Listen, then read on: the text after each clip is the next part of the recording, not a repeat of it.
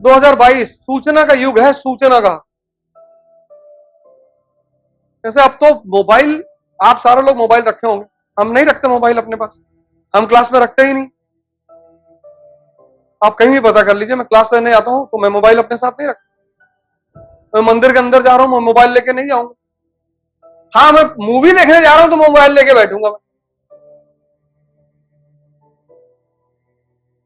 तुमको पता नहीं कि ये मोबाइल तुम्हारा किस तरह से तुम्हें विनाश, तुमको बर्बाद कर। मोबाइल है बड़ी अच्छी चीज।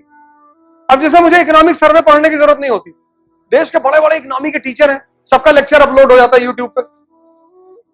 इकोनॉमिक सर्वे आया, 10-12 टीचरों ने समझाया उसको, सुन लीजिए। कितनी यूजफुल चीज है। लेकिन मोबाइल को निरंतर अपने साथ मत रखिए, नहीं तो ये कुछ नहीं करने देगा आपको। इसकी एक बड़ी खतरनाक आदत है, वो आपको अभी एहसास नहीं होगा। ये आपकी जो कंसंट्रेशन की क्षमता है ना, उसको मार देगा। फिर कुछ भी करोगे, कुछ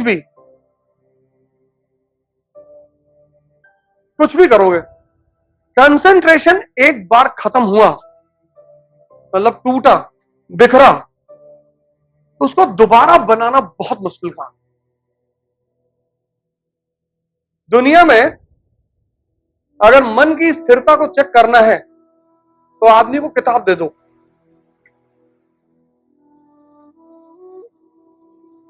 मन जो है ना, सारी किताबों को अब्सॉर्ब नहीं करता।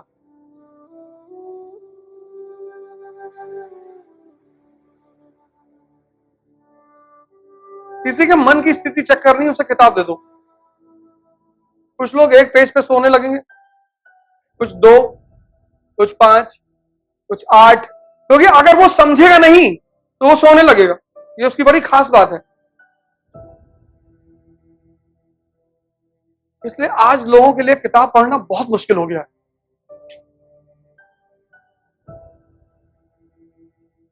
और उसकी मेन वजह है ये मोबाइल। इसने लोगों के कंसंट्रेशन को खत्म कर दिया, मार दिया।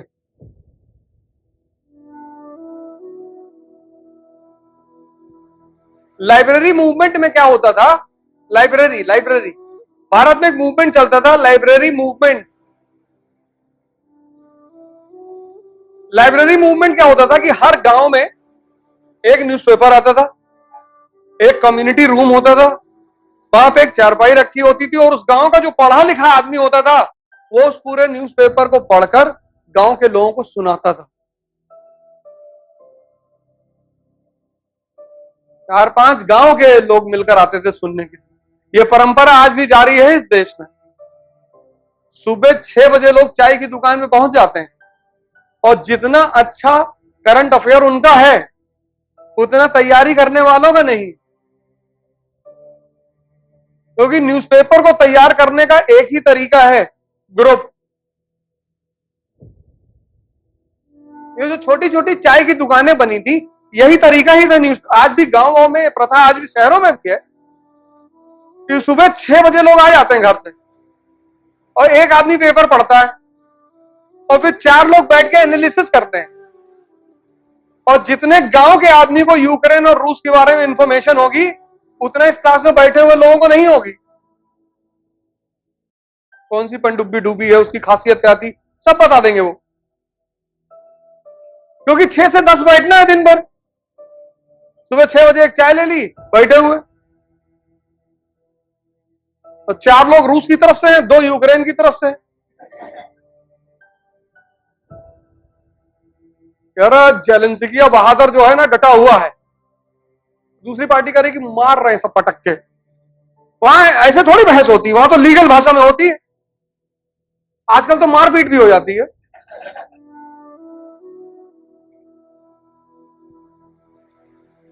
लेकिन एक बार मैं बार बार आपसे कहता हूं कि पढ़ने लिखने से कुछ नहीं होता ही नहीं, कुछ नहीं होता।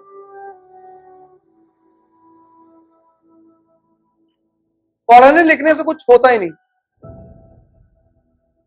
पढ़ाई का एक ही उद्देश्य है, दिमाग को खोलना। E is equal to E, education is equal to enlightenment. मतलब जब तुम स्कूल से निकलो तो तुम्हें देखकर चीजें समझ में आनी चाहिए।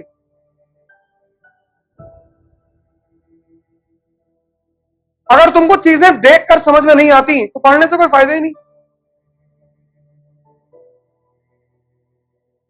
कुछ नहीं होता पढ़ने से, कुछ होता ही नहीं। पढ़ने का एकमात्र उद्देश्य है दिमाग को खोलना। पढ़ना नौकरी के लिए नहीं होता है। इस देश ने एजुकेशन को एम्प्लॉयमेंट बना दिया। पढ़ना मतलब नौकरी।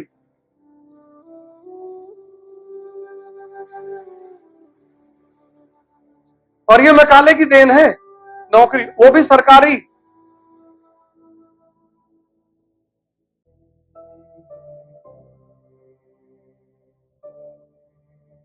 बाईस साल का लड़का यहां डिप्रेशन में, 22 ईयर्स, 19। इसीलिए जानवर की जो योनि है वो निकृष्ट योनि मानी गई, क्योंकि वहां उत्थान का कोई रास्ता नहीं। जानवर इंद्रियों पर पैदा हुआ, इंद्रियों पर मरेगा। मनुष्य एकमात्र प्राणी है जो इंद्रियों पर पैदा तो हुआ है, लेकिन इंद्रियों से उठकर वो अपनी चेतना तक जा सकता है। मतलब भगवान बनने की क्षमता है उसके अंदर। ये धर्म का उद्देश्य है।